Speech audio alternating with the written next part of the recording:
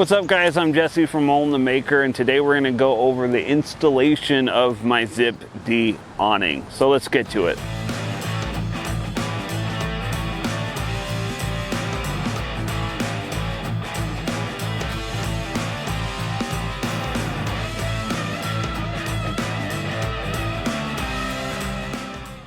Now this installation went really smooth. You can check out on their website if you want a clear step-by-step process of how to install their awnings, but we're going to go over the general overview in this one.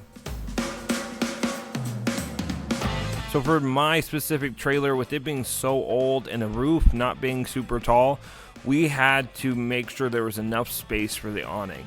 Now we had to take off the top rail trim piece for the roof because we needed as much space as possible because we were cutting it very close.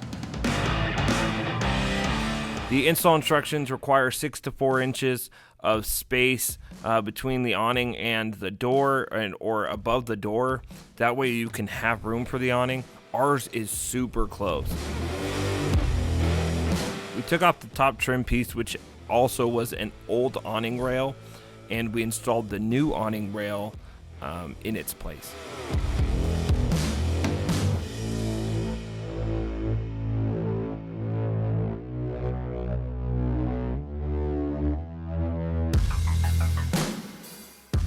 Now where the arms were going to come down for the mounting points down below, we had to add some backer boards so that way it had more stability and that the arms wouldn't rip out.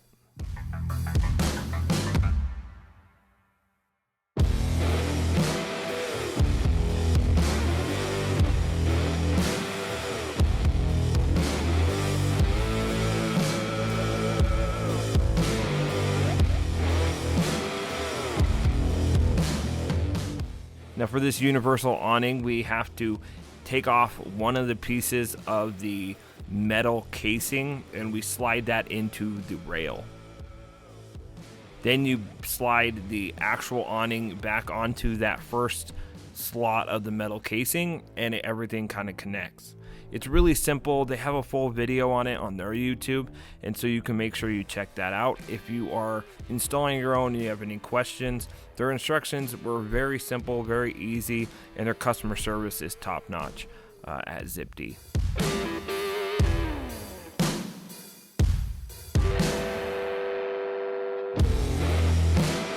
So since the awning angle when we extended it was so close to the door, we weren't able to actually open the door when the awning was out. Well, that's a big issue, obviously.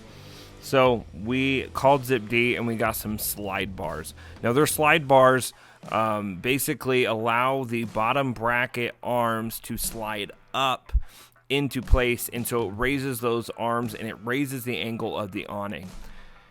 Additionally, they sent us a wheel to install on the top of our door. So just in case that the door would touch the awning, it wouldn't rip it because there was a soft roller that would push the awning up as the door went by. Once we had the slide bars in place, we didn't even need that, but it is cool to have just, for peace of mind that will never rip the awning.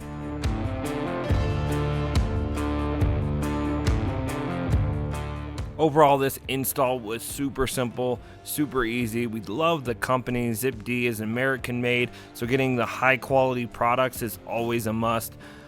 We absolutely loved working with them. They were a super easy, and they have a long history of top quality with working with Airstream and keeping everything in America for being built.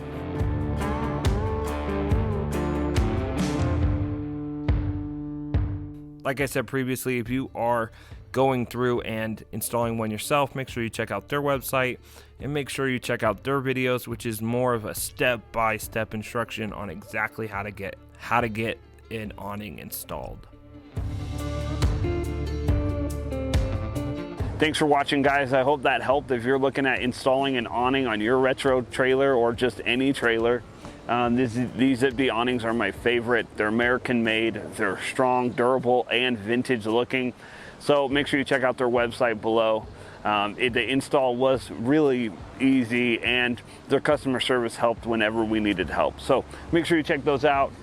thanks for watching the video. Make sure you subscribe, like, leave a comment, and we'll see you guys next time. Out.